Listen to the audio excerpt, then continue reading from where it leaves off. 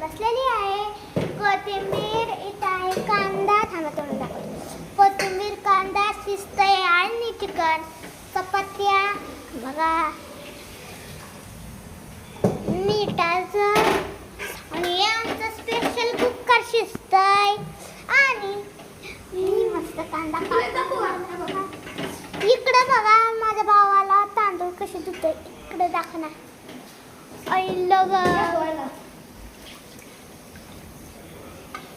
आणि थोडस उरलेलं चिकनचं आम्ही बनवणार आहे 60 फ्राय. आणि तुम्हाला लागते याच्यात आमचा आहे फेवरेट बोर्नव्हिटा, चाय पावडर, याच्यात काय माहित काय आहे.